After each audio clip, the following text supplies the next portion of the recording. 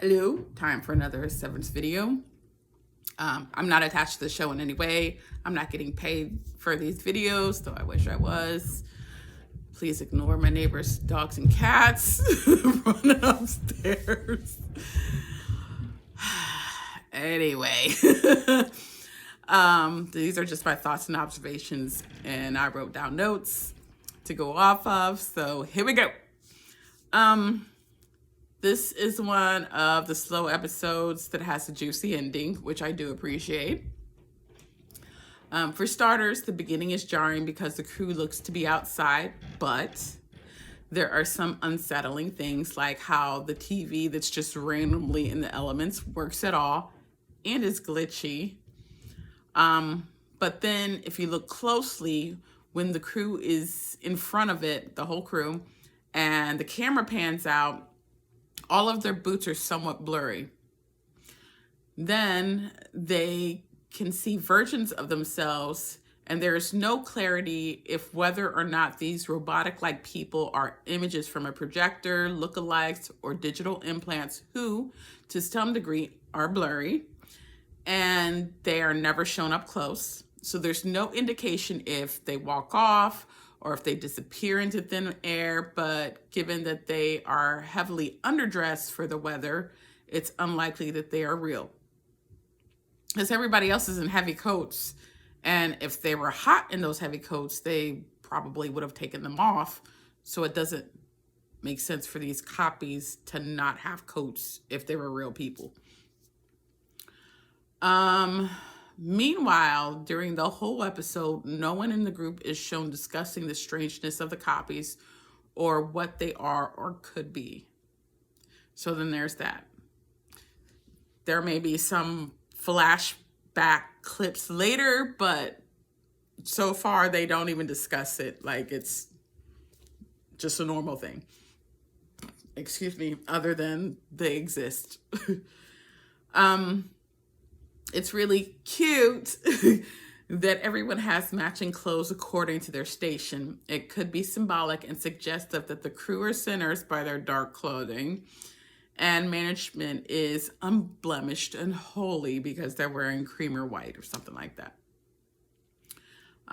If Dieter existed and died, and he did go out into the woods with Keir, the probability that what actually happened is that Keir removed him from his mortal coil. That's a high probability. Regardless, the story was weird and gross. And as Irving finished reading from the book and the group stopped walking when they were approaching fake Dylan, the sky got too dark too fast. And this is my opinion because I live at a place where it snows, and that was off. Then there is the extremely decomposing seal far away from any seashore and lying near fresh water. But then again, that might be normal in their world. Given that I watched the entire episode, the campfire incident does make more sense. It was like Audi Helly was overplaying her part. Her Innie for sure would have questioned the story, but probably not blatantly laughed in front of Milchick, and would have addressed it in a more serious tone since she tends to be melancholy in general and hates the whole idea of being an Innie.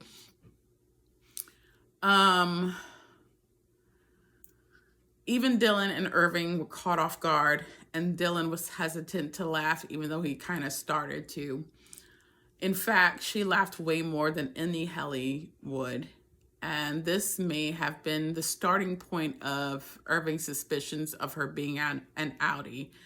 And the thing is, like, yeah, he questioned her when they first all got back. But like I said before in another video, it would make sense for her to lie given who she really is. But in this situation, she was just like not wanting to talk at all, not saying, not really going into, not wanting to say anything at all. So it's possible that it was her the whole time when they came back. But it's also possible that when they first came back, it was Any, and then she got Any Helly, and then she got switched out. We don't know.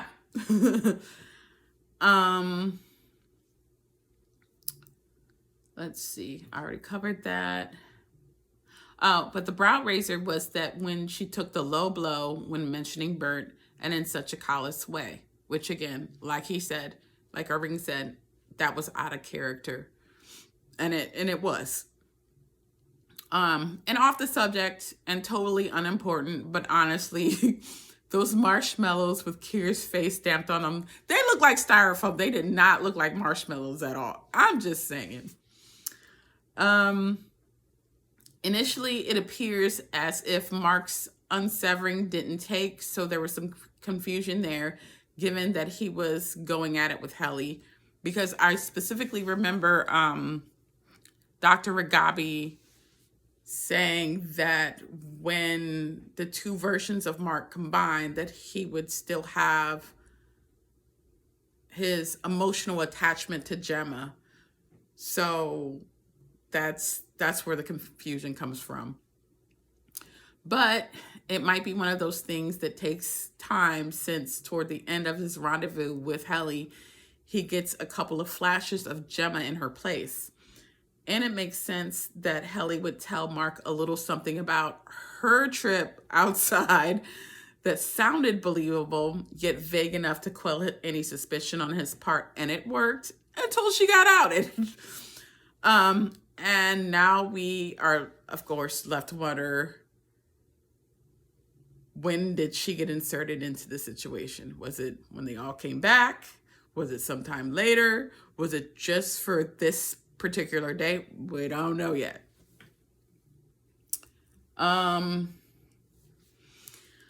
think Irving went out into the woods looking for management because though the trust was gone, he may have believed that at the very least they would have responded to and remedied an outie taking the place of an innie.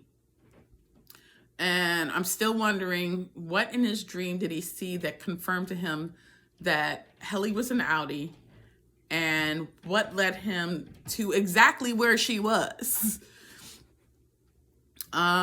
Maybe there was a message in the code on the screen.